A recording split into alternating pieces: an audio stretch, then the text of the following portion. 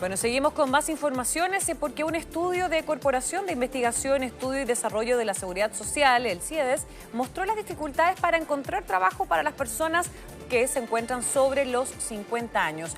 Y para conocer más sobre este estudio ya estamos en contacto con el gerente general de esta entidad, Rodrigo Gutiérrez. ¿Cómo está, Rodrigo? Muy buenas tardes y muchas gracias por este contacto. Hola Florencia, ¿cómo estás? Muy bien, gracias. Bueno, Rodrigo, cuénteme, ¿qué resultados entregó principalmente este estudio? Bueno, sí, la verdad es que nos interesa colocar sobre la mesa, sobre la discusión pública, algunos temas que nos parecen de la máxima relevancia. En este caso, lo que tiene que ver con el empleo y la calidad del empleo en las personas mayores. En concreto, lo que nosotros observamos, y este estudio ha permitido evidenciar, es que existen ciertas brechas que se han ido agudizando. En particular, entre la comparación de las cifras que nosotros hacemos previo a la pandemia versus la situación actual.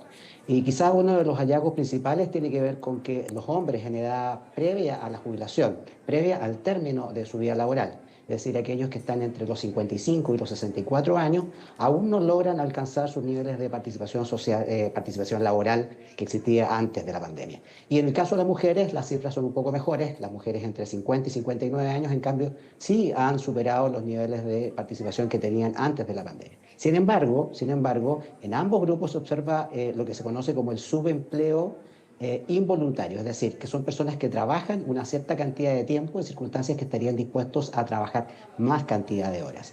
Y al mismo tiempo se observan también ciertos signos de precarización laboral, entendida esta como la ausencia de contratos de trabajo o el no pago de cotizaciones previsionales. Y en general, distintos tipos de inestabilidad y otros signos de baja calidad del empleo. Bueno, vamos a ir, mencionó muchos puntos muy interesantes, así que los quiero ir desglosando de a poquito para también entrar más en profundidad en cada uno de ellos. Partamos por la calidad de empleo de la población de los mayores de 50, en el caso de las mujeres, o 55 de los hombres. ¿Ha aumentado la calidad? ¿Ha disminuido la calidad? ¿Cómo se encuentra? Porque una cosa es tener trabajo y otra cosa bien distinta es qué tan bueno o de qué tan de calidad puede ser ese trabajo y si es que te hace bien o no en los otros factores de la vida, ¿no? Sí, es bueno, y ahí es donde nosotros queremos poner algunos signos de atención, en particular respecto de la precarización laboral. Y como Ya. decía, la precarización laboral se da cuenta a través de la presencia de dos atributos principales. Uno, la ausencia de contratos de trabajo, es decir, lo que da cuenta de un trabajo informal. Y junto con ello, el no pago de cotizaciones previsionales. Sabemos que las cotizaciones previsionales son un elemento fundamental. Por ejemplo, al momento de ir construyendo el ahorro necesario para acumular saldos que permitan a su vez financiar las futuras pensiones de las personas. Sabemos que es un tema absolutamente tangible, absolutamente vigente también y de la máxima preocupación a propósito de la discusión que estamos viendo en materia de reforma de pensiones. Pero también cotizaciones para salud y otros sistemas de protección como por ejemplo podría ser el seguro de desempleo, entre otros. Y por lo tanto, en general, la informalidad laboral como signo de precarización laboral es algo que sin duda no contribuye a tener empleos de calidad. Todo esto sumado en general a las dificultades que existen para efectos de poder conciliar la vida laboral y la vida familiar, cuestión que nos parece que también es de la máxima importancia. Sí, es bien importante mencionar algo que tú destacaste también, Rodrigo, y es que finalmente este empleo precario, más allá de una cosa importante es la calidad, por supuesto, eso también incide en que si tiene o no tiene las condiciones estables, si tiene o no las condiciones ideales para los trabajadores, alejándose también de lo que tradicionalmente se ha considerado como una relación laboral, dependiente, de jornada completa, etcétera. En ese sentido, ¿ha aumentado mucho la ausencia, por ejemplo, de pago de cotizaciones, que haya o no haya pago de cotizaciones previsionales en estos trabajos? Lo que pasa es que aquí hay que también mirar esto en un contexto de las series largas de tiempo, ¿ah? Y por eso yo Ya. creo que también es importante observar los efectos que en esto tuvo la pandemia. La pandemia sin duda conllevó una crisis, digamos, que todos vivimos en términos de que las restricciones sanitarias que fueron impuestas de alguna manera tuvieron efectos significativos también en el mercado del trabajo.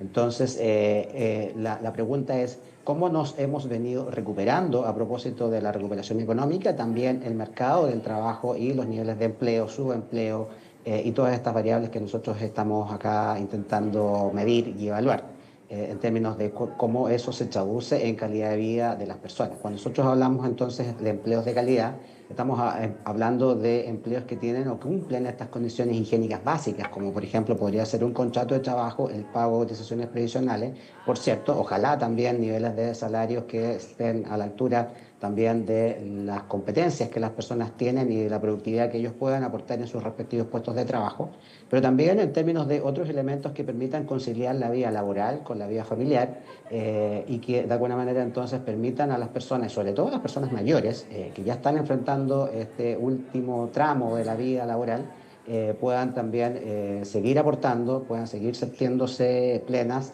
puedan seguir contribuyendo a sus familias y a la sociedad. Y todo esto quisiera aquí agregar un elemento adicional. En un contexto donde la esperanza de vida aumenta y la discusión también que no se ha querido dar con fuerza, y ha sido evitada por el sector político en general, el gobierno y el parlamentario de todos los sectores políticos, que es la necesaria ajuste que se tiene que aplicar respecto de lo que es la edad de jubilación.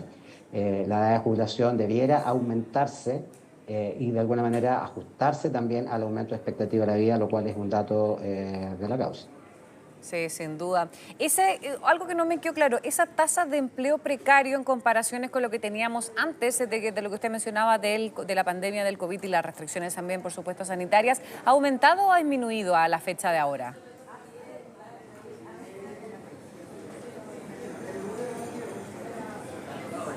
¿Rodrigo? Pero como que no te escuché bien. Ah, ya, le repito, no hay problema. Que quería si me podía aclarar si finalmente esa tasa de empleo precario ha aumentado o disminuido en relación a lo que ocurría antes de las restricciones sanitarias en nuestro país. Se ha mantenido relativamente estable. Hay signos de leves aumentos en la tasa de precarización laboral y por eso es que estos signos son los que nosotros queremos levantar como llamado de atención en la perspectiva de que puedan plantearse, ¿no?, políticas públicas que promuevan el empleo de las personas mayores. Estamos hablando básicamente de oportunidades a partir de mayor flexibilidad o adaptabilidad laboral, reconversión laboral y todo aquello que permita en definitiva que las personas puedan permanecer en el mercado del trabajo, en empleos que les permitan mantener sus flujos de ingresos, les permitan también ahorrar o acumular o seguir acumulando ahorros, como también mantenerse activos bajo una lógica de envejecimiento saludable. Bien, Rodrigo Gutiérrez, muchísimas gracias por esta interesante conversación. Que estés muy bien, muy buenas tardes. Muchas gracias a ti. Chao, chao.